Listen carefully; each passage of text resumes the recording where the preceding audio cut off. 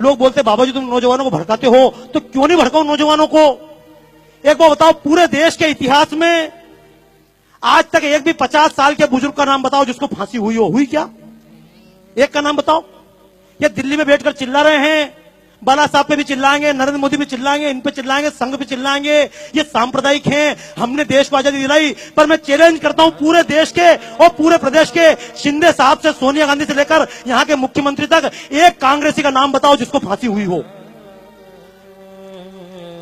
मैं चैलेंज कर रहा हूं भाई साहब, मैंने तो आरटीआई में पूछा, पूरे देश में तुमने देश को आजादी दिलाई, लेकिन एक कांग्रेसी का नाम बताओ जिसको अंग्रेजों ने फांसी दी हो। अंग्रेजों ने केवल लाठी नहीं खाई, डंडे नहीं खाए, केवल मक्खन और अंडे खाए हैं।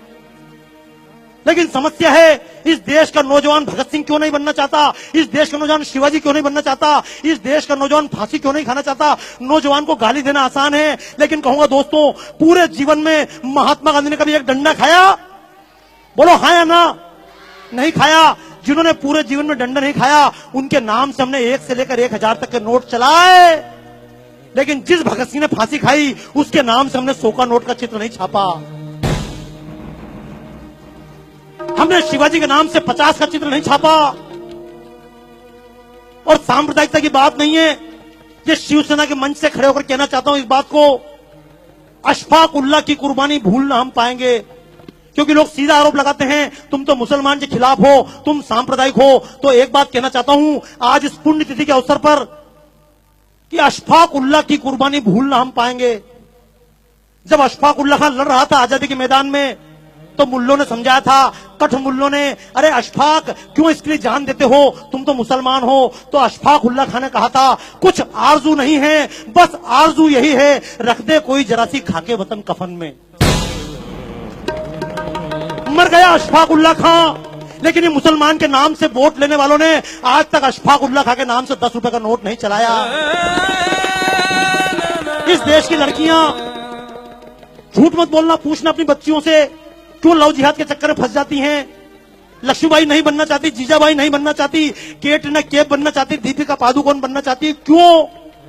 क्योंकि जिसने देश के लिए ये प्राण दिए, जो मैदान में लड़ते लड़ते मरी, उस लक्ष्मीबाई के नाम से हमने 1 रुपए का नोट नहीं चलाया। तो दोस्तों, मैं तो एक बात कहता हूं, सरकार नोट भगत सिंह के नाम से चलाए या ना चलाए, हमारे दिलों में छपना चाहिए या नहीं? कितने लोग तैयार हैं? तैयार हो? एक बात, क्यों आप लोग जान ही रहे हो वापस यार? मैं चक्कर में 25% निकल जाऊं, निकलोगे क्या? अच्छा सुनो, देखो एक बात बताऊं, जब भगत सिंह को फांसी दी जा रही थी, मैं शब्द बोल रहा हूं, मैं जब बोलता हूं मंच से, कारण समझ लेना, मेरी जितनी प्रदर्शनियां सब विदेशों में लगती है। राजू निवल जी से बात चल रही थी, बाबा जी आपकी प्रदर्शन लगाएं, तो मैंने कहा मेरी प्रदर्शनी भारत में नहीं लगती। बोले क्यों नहीं लगती है? मैंने कहा जब भारत में कोई बात बोलता हूं तो लोग बोलते तुम सांप्रदायिक हो, और जब अमेरिका में खड़े होकर बोलता हूं तो लोग बोलते बाबा जी आपने हमारी आंखें खोल दी।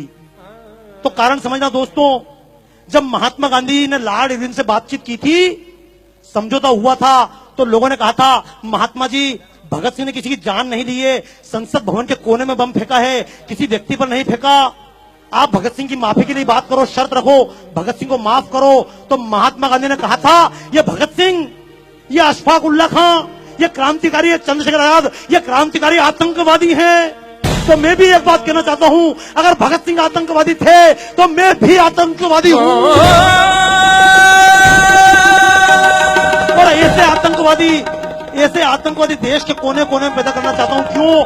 अगर भगत सिंह की तरह आतंकवादी देश में पैदा हो जाए, तो अफजल और कसाब जैसे आतंकवादी दिखाई,